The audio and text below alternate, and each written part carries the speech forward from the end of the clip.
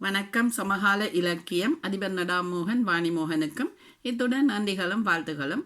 ஆக்கம் 148 ராணி சம்பந்தர் ஜெர்மனியில் இருந்து. வலியவர்களும் எளியவர்களும். சில வேளைகளில் சில மனிதர்கள் பல மனிதரை கொன்றுவிட்டு சட்டத்திலிருந்து எளிதாக தப்பித்து விடுவார்கள். இன்னும் சிலரோ பக்கத்து வீட்டில் ஒரு சிறிய பொருளை களவாடியதற்காக பெரிய பெரிய தண்டனைக்கு உட்படுத்தப்படுவார்கள். இது உலகெங்கும் நிகழும் விடயமாக இருக்கின்றது. இதற்காக ஒரு குட்டி கதை ஒன்று கூற விரும்புகின்றேன். ஒரு காட்டில் பல மிருகங்கள் வாழ்ந்து வந்தன. ஒரு கொடிய நோயால் தினமும் சில மிருகங்கள் செத்து மடிந்தன. இதனை கேள்வியுற்ற காட்டு ராஜா சிங்கம் எல்லா மிருகங்களையும் அழைத்து இதற்கு என்ன காரணம் என்று கேட்டபோது, வயதான ஒரு நரி ஒன்று,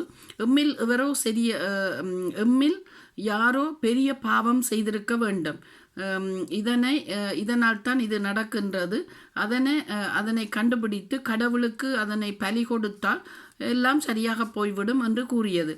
உடனே சிங்கம் என்ன பாவம் செய்தேன் என சற்று சிந்தித்துவிட்டு, எனக்கு சரியான பசியாக இருந்ததால் பக்கத்து காட்டில் உள்ள குரங்குகள், ஆடு, மாடு எது கண்ணில் தெரிகிறதோ அதையெல்லாம்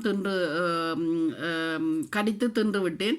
அத்துடன் அந்த மிருகங்களை வளர்த்த மனிதனையும் கடித்து தின்று விட்டேன் என்று சொன்னது. அதனை கேட்ட மற்ற மிருகங்களோ, இது பரவாயில்லை, இது உன்னுடைய பசிக்காகத்தான் நீங்கள் சாப்பிட்ட, நீங்கள் உங்களுடைய பசிக்கு சாப்பிட்டபடியா உங்களை மன்னித்து விடலாம் என்று எல்லா மிருகங்களும் கத்தி கத்தி சொன்னன. இதை கேட்டுக்கொண்டிருந்த மான் ஒன்று, எனக்கும் சரியான பசி, வயிறு கிறு கிண்டியது. அதனால் நான் பக்கத்து தோட்டக்காரன் வயலில் போய் நெல்லையும் சோழனையும் கடித்து சாப்பிட்டு விட்டேன். எனக்கும் வயிறு முட்டியதும். நான் நினைத்து கொண்டேன், இனிமேல் இப்படி செய்யக்கூடாது, தோட்டக்காரன் சரியான பாவம் என்று நினைத்து வந்து விட்டேன் என்று கூறியது.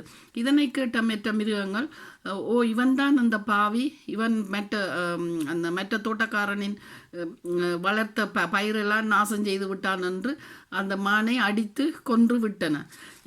இப்படித்தான் உலகெங்கும் இதே பிரச்சனை தான் நடந்து கொண்டிருக்கிறது. நன்றி, வணக்கம். ராணி சம்பந்தர், ஜெர்மனியில் இருந்து.